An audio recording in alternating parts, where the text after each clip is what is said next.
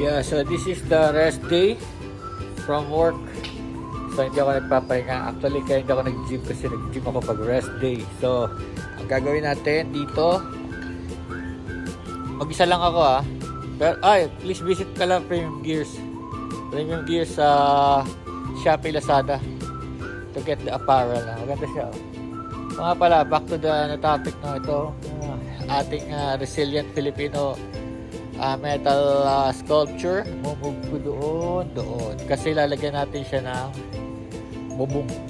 Yan yung mga bubong na yun, kakapit natin. Tignan mo yung ginawa ko tong ito yung binili natin sa junk shop. What you will do is babaon nyo ng 1 foot down here. Yan, babaon nyo, lalagyan nyo ng parang support para maging stable. Ngayon nakikita nyo yung beam na yun, that's the C-purlin, tawag nila C-purlins. So it's like sheet metal na nakaganyan para ma-maintain yung structure niya, stability. Ginagamit yan ngayon sa mga construction kasi matibay siya. Not because mabigat siya, kundi dahil sa shape niya na parang letter C. Yung letter C niyang shape nagbibigay sa kanya ng strength sa murang halaga. Murang halaga lang yan. Piplim ko na. So now up there, para malaman yung balance. So that's 1, 2, 3, 4, 5 post. Sinemento. Tapos isang linggo na yan. At tuyo na. Medyo makapal. Ito yung limungog natin. Kasi matatamaan yung ulo niya nung yero. Ngayon yung yero, gagamitan lang natin siya ng self-locking nuts na bagong technology ngayon Ngayon, para mabalance niya, para maging pantay, unahin nyo muna yung gitna, ilagay yung gitna para malaman nyo yung pinaka height niya. Ngayon, paano yan pinapantay? I'll show you. We'll get some tools in here now para hindi tabi-tabingi yung mga poste. Meron tong tinatawag na level with a magnet and the magnet ganun mo. Tapos malalaman mo kung naka vertical siya with the earth, so you'll do like that, tapos gagawin yan kasi malalaman mo kung gaano ka off sa ginagawa mo. So all of them gaganunin mo, tapos pagdating naman sa taas ganun din, ipapatong mo naman na ganon. Yan, see, ganyan. So pag ginanyan mo, malalaman mo rin kung nakagitna yun, bubbles. So malalaman mo na parallel siya sa earth. Ngayon, i-drill natin sa taas yung mga locking system niya. Look, using this one.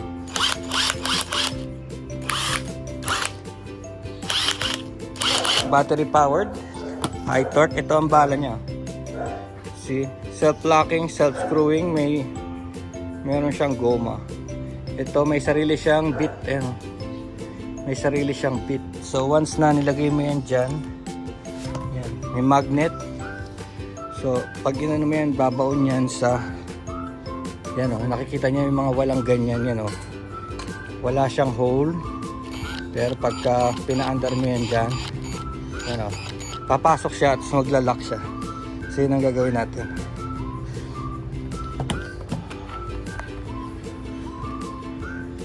For energy naman, so dahil tayo ay so I need water. This one is a sketch pad. Mamaya baka gagawa tayo ng art mamaya. Tapos we have, of course, legal mag soft drink ngayon dahil heavy work. Ngayon pa lang pinapawisan na ako. So we have the soft drinks and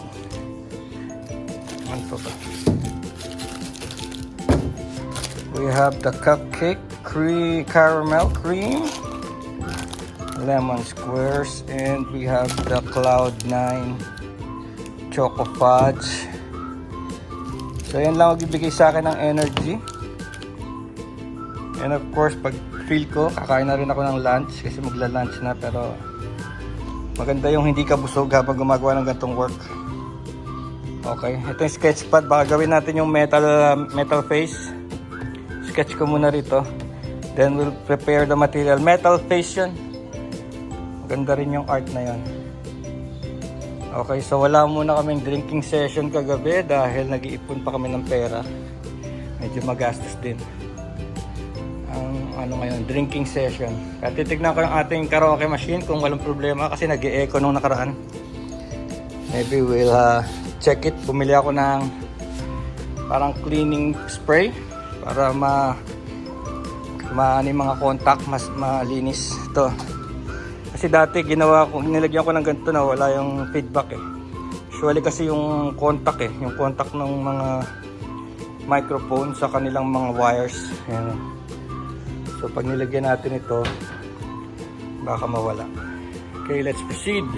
Naman, premium gears alam may salamin. And of course, may ganito para lang sa dust, no? And protection din yan. Minsan sometimes may splinters, no?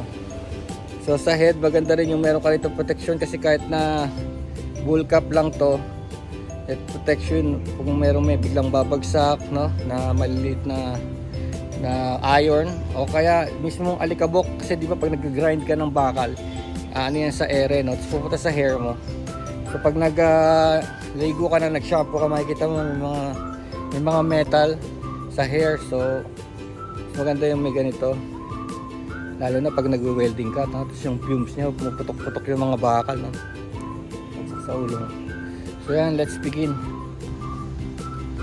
I think mabigat yung sculpture. Parang hindi ko bubuhatin yan. Kakatakin ko lang. Slide.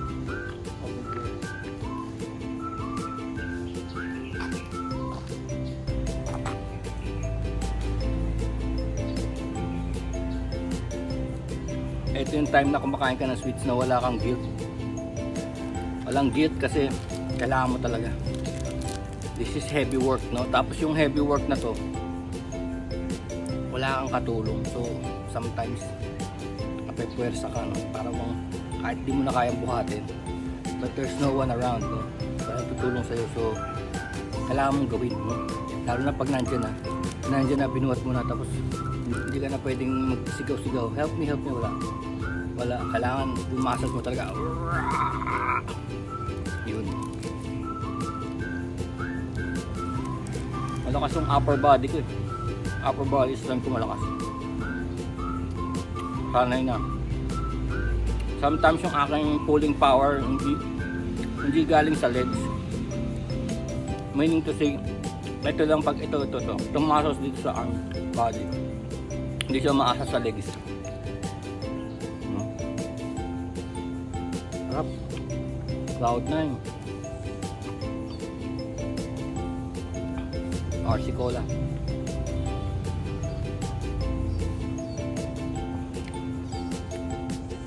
Ano ba ito? RC? Hindi ko alam kung ito yung letter R, letter C, Royal Crown. Parang ito rin yan. Royal Crown RC.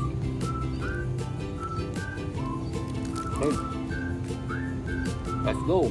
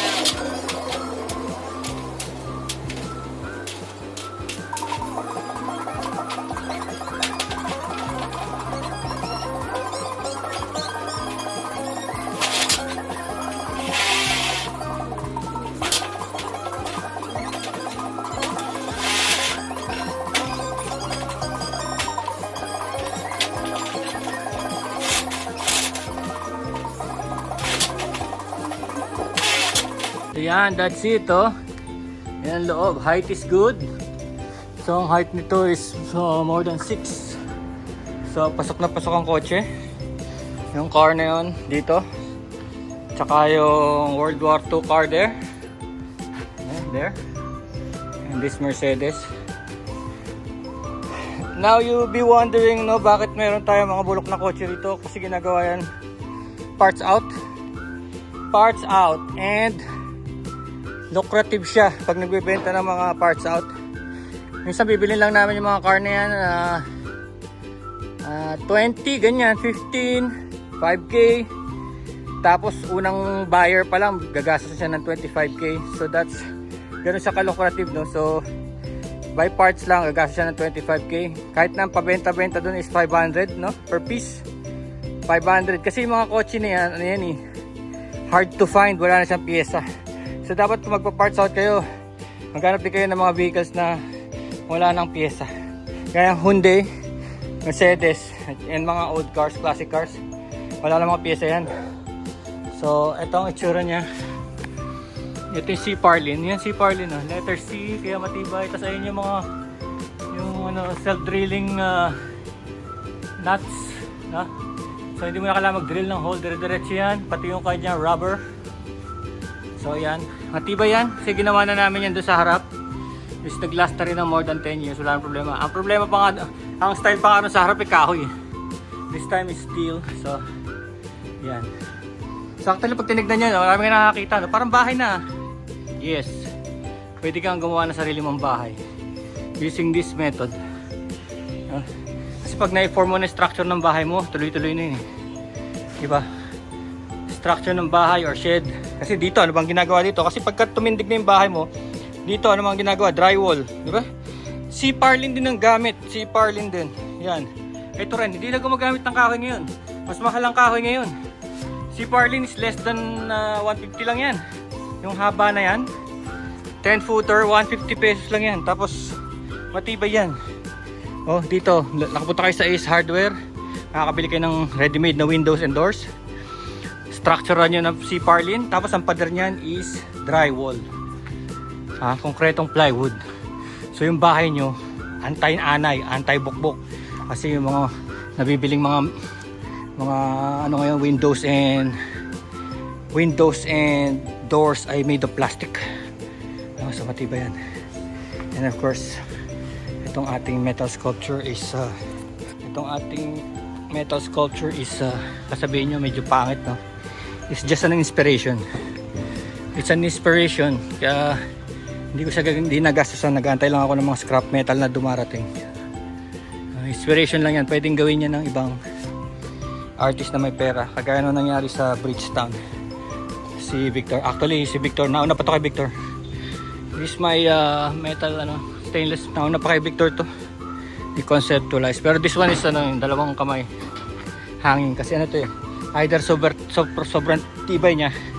Ang sabi niya, let it come, let it come. No, this is not surrendering. Let it come. Sabi niya kasi may mga pana yan sa dibdib eh. Look, ayun. 3 ang pana yan sa dibdib. Hindi ko pa nabubutasan. Pero may pana sa dibdib yan. Kakabit natin next time. Okay, that's it.